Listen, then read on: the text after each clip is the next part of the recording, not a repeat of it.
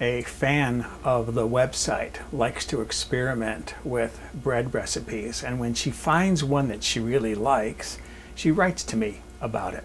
And this was a buttermilk bread recipe that she told me about that I was fascinated with. I tried it one time. I expected a sour flavor from the buttermilk. Not at all. Delicious, delicious, very tender, lightly flavored bread. So that's what I want to make for this video. Buttermilk bread. First thing I need to do is proof my yeast. So I have here 3/4 of a cup, 177 milliliters of warm water. Room temperature is fine. Ideal would be between 105 and 115 degrees Fahrenheit or 41 to 46 degrees Celsius. So I'm putting that in my bowl. I put a pinch of sugar in there to give the yeast something to play with. And then I have 2 tablespoons of yeast. This is active dry yeast. You could use instant yeast if you wanted to, because we're proofing the yeast. So I'm going to let this sit in here now for about 5 minutes. If my yeast is alive, I should see foaming on the surface of my yeast here. So my yeast mixture here is nice and foamy. It's alive and well. What I have here is 3 cups, 710 milliliters of buttermilk. This is warmed up a little bit. It's not cold from the refrigerator. Get that in there. And then I have 5 egg yolks. These are from large eggs.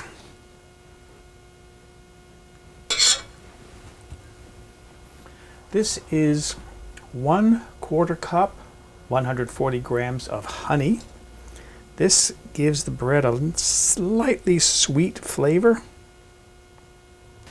And then finally what I have, and I think this is what keeps the bread from having a sour, bitter flavor, this is 1/2 teaspoon of baking soda. I think the bicarbonate of soda helps to neutralize any acid in the buttermilk, so you get the flavor of the buttermilk without the sour flavor.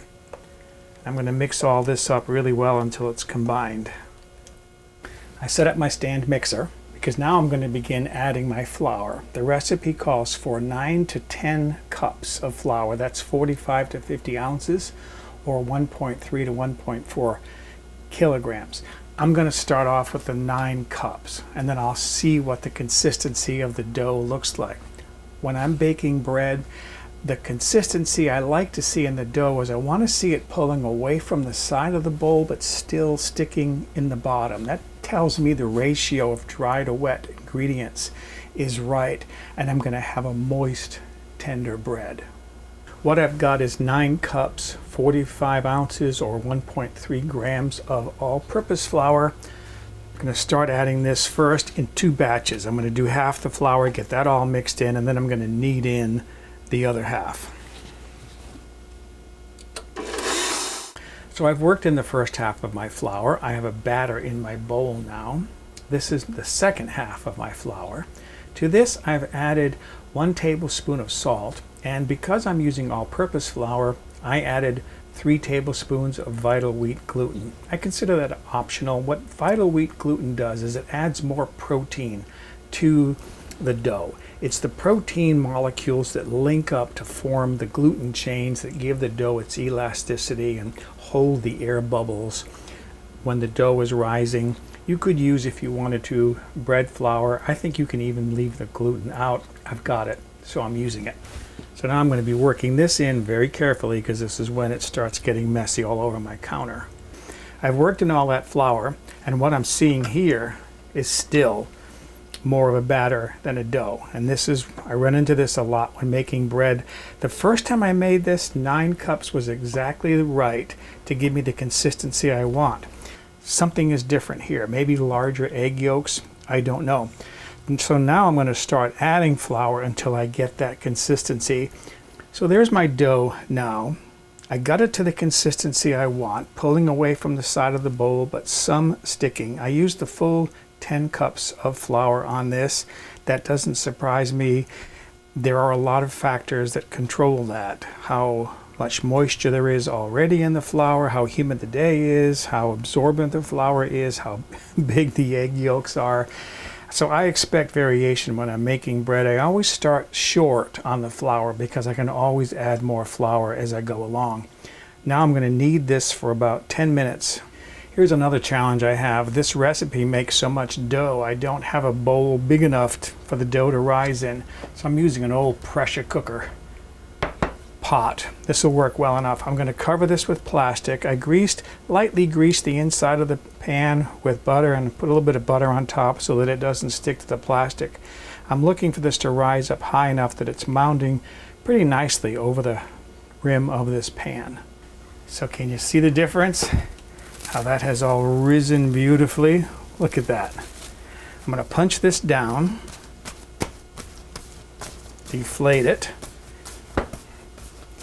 and then I can start shaping my loaves. I'm going to do 2 different things to shape my loaves today. Okay, I divided my dough into half, and then I divided 1/2 into thirds. And I rolled those, I lightly floured them, and then rolled those into these long kind of ropes. And what I'm going to do is pinch 3 of them together. And I'm going to start braiding these. What I'm looking for is kind of a tight braid.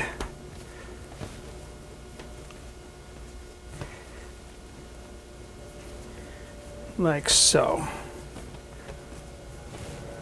And there's a plane going overhead. Yes, I live near the airport.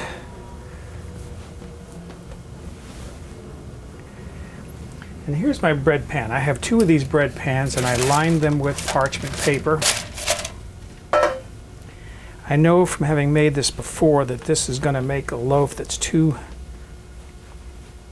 long for the pan. So you can see that's too big for my pan. So that's fine. I'm going to pinch off a handful of dough. Set that aside because that dough is going to become rolls. And then set that in my bread pan. And that is ready for the second rise. So that's 1 bit of dough.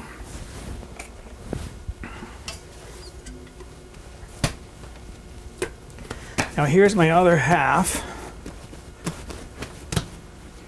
I'm going to divide this in half because this is how my friend made her dough, her bread loaves. And she liked the outcome, so I thought, well, I'll do the same. My flour duster, I'm going to dust these lightly so that I can shape them without sticking. Squeeze the air out. And these you can see because I'm ending up with 2 strands rather than 3. These are slightly thicker. And how she did hers was she just rolled the 2 around each other to make like a rope. Big strand of twisted rope. And the same thing, I'm going to pinch some off the end because I have too much here. And that is going to go into my bread pan. Like so. So this will be more of a twist loaf rather than a braided loaf. And now I have my muffin pan set up. So I'm going to take my bread dough, roll them into little balls like that, press them into the bottom of the muffin pan. I did grease this muffin pan with a little bit of butter.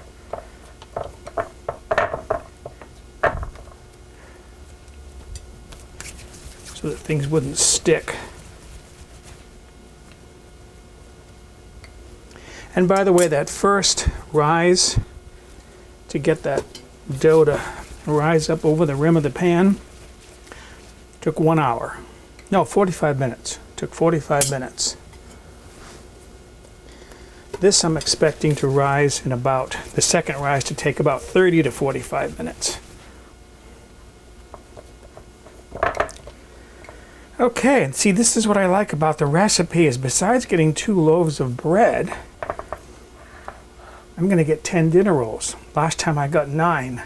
So everything is ready now to go into the oven. I've been heating my oven to 375 degrees Fahrenheit. That is 191 degrees Celsius. I'm peeling this plastic off carefully so I don't tear my dough because I didn't butter the tops of these. That's ready to go into the oven. Here's my twist loaf. Look how that's risen. Okay. So I've told you I've heated my oven to 375 degrees Fahrenheit, 191 Celsius. I'm going to bake these for 40 to 50 minutes. So here is my twist loaf. And you can see how I got that nice design in there, which is what I wanted. Move that to one side. Here is the braided loaf. Oh, these are hot. Nice look, braiding to the top. And here is my muffin pan of dinner rolls. Check them out. Doesn't that look good? All right, I'm going to let these cool for just a few minutes in the pan, and then I'm going to take them out and put them on these cooling racks and let them cool thoroughly before I slice them. My dinner rolls have cooled enough that I can taste one of these. The bread is still cooling.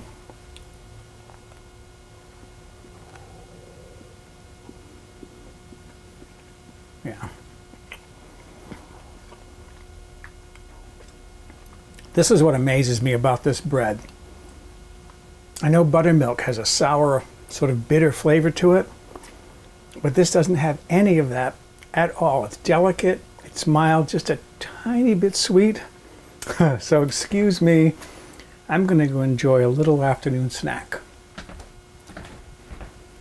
For a printable PDF copy of this recipe with step-by-step photographs, visit my website, mobilehomegourmet.com, and look on the home page or in the recipe archive.